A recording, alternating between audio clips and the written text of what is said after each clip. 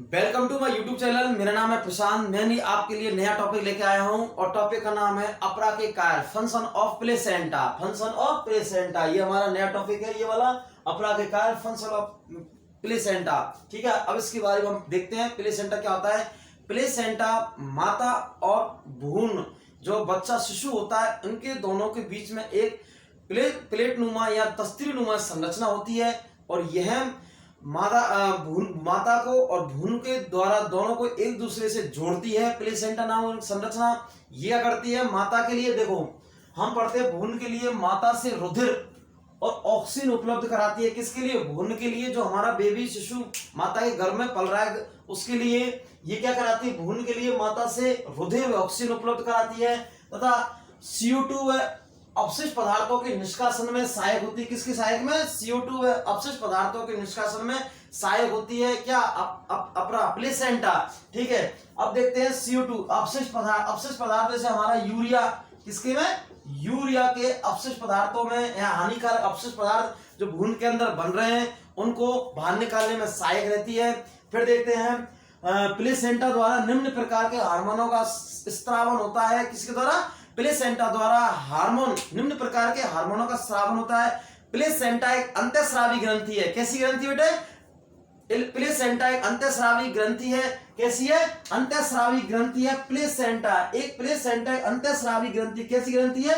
अंतःस्रावी ग्रंथि। हमारे शरीर में दो प्रकार की ग्रंथि पाई जाती है, बाह्यस्रावी और अंतःस्रावी ग्रंथि। दो प्रकार की ग्रंथि पाई जाती है, एक तो पाई जाती है बाह्यस्रावी या स्रावी ग्रंथि। कितने? बाह्यस्रावी या ग्रंथि, और दूसरी होती है अंतःस्रावी। कौन सी? अंतःस्रावी ग्रंथि, ग्लैंड्स। अंतःस्रावी ग्रंथि और बाह्यस्रावी ग्रंथि दो होती है हमारे शरीर के अंदर। ये जो बाह्यस्रावी ग्रंथि होती है ये नलिका विहीन होती है। कैसी होती है? नलिका विहीन। नलिका विहीन होती है। कौन सी? बाह्यस्रावी ग्रंथि। और अंतःस्रावी ग्रंथि होती है ये नलिका युक्त होती है। कैसी होती है? नलिका युक्त ग्रंथि होती है। कौन सी? नलिका ग्रंथि से। अंतःस्रावी ग्रंथि नलिका युक्त ग्रंथि होती है और बाह्यस्रावी ग्रंथि नलिका विहीन की ग्रंथि होती है। अंतःस्रावी ग्रंथि नलिका युक्त होती है और बाह्यस्रावी ग्रंथि नलिका विहीन ग्रंथि होती है। ठीक है, हम देखते हैं इसमें। अब देखते हैं प्लेसेंटा द्वारा निम्न प्रकार के हार्मोनों क्या होता है? स्त्रावन। प्लेसेंटा द्वारा निम्न प्रकार के हार्मोनों का क्या होता है? स्त्रावन। बारी बारी से हम देखते हैं कितने प्रकार के। हमारे पहला तो है HCG हार्मोन। कौन सा? HCG human chorionic gonadotropin. कौन सा हार्मोन है? Human chorionic gonadotropin. ठीक है, पहला हार्मोन कौन सा? HCG hormone, human chorionic gonadotropin hormone, पहला हार्मोन। ठीक है, दूसरा हार्मोन है HPL human placental lactogen hormone. देखो HPL, कौन सा? HPL human placental lactogen hormone. दो हार्मोन हो गए, एक तो HCG और एक LPG। तीसरा देखते हैं हम, एक होता है कुछ एस्ट्रोजन हार्मोन निकलता है और एक निकलता है प्रोजेस्टेरोन हार्मोन। कौन सा? एक एस्ट्रोजन हार्मोन और एक प्रोजेस्टेरोन हार्मोन। ठीक है, कुछ मात्रा में रिलैक्सिन हार्मोन का भी स्त्रावन होता है। क्या होता है? रिलैक्सिन हार्मोन का भी स्त्रावन होता है। कुछ मात्रा में रिलैक्सिन हार्मोन का स्त्रावन होता है। किसमें? प्लेसेंटा के अंदर। प्लेसेंटा के अंदर हमारे चार हार्मोन हैं। एक हार्मोन तो हमारा HC है, ह्यूमन कैरियोनिक गोनाडोट्रोपिन। एक दूसरा HPL human placental lactogen hormone. तीसरा एस्ट्रोजन हार्मोन। चौथा प्रोजेस्टेरोन हार्मोन और कुछ मात्रा में रिलैक्सिन हार्मोन भी निकलता है। किससे? प्लेसेंटा द्वारा। अब हम देखते हैं इसमें HC हार्मोन के कार्य, HPL हार्मोन के कार्य भी हम देखेंगे इसमें।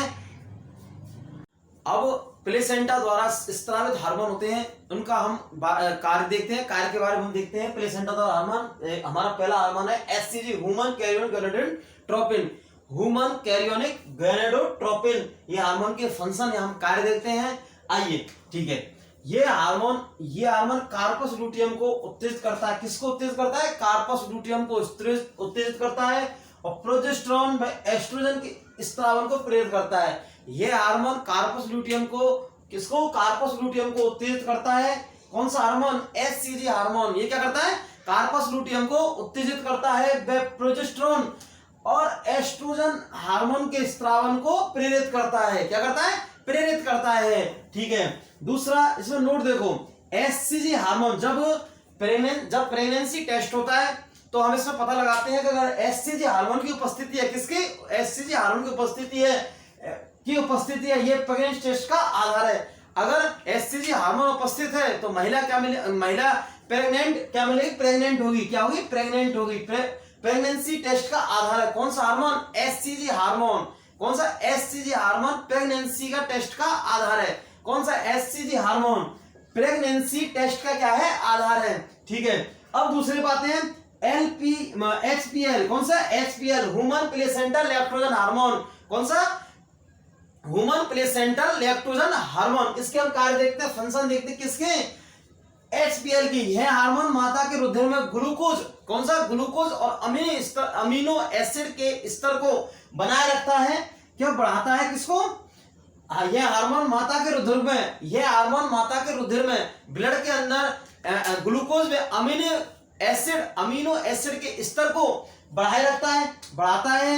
और एचसीजी, एलपी हार्मोन और रिलैक्सेन हार्मोन प्रेगनेंसी के समय स्रावित होते हैं। ओनली जो हमारे एचसीजी और एलपीजी हार्मोन और रिलैक्सेन हार्मोन ओनली प्रेगनेंसी के समय स्रावित होते हैं। ठीक है, दूसरी नोट हमारी, अधिक मात्रा में रिलैक्सेन का स्रावन अंडाशय व कार्पस ल्यूटियम होता है।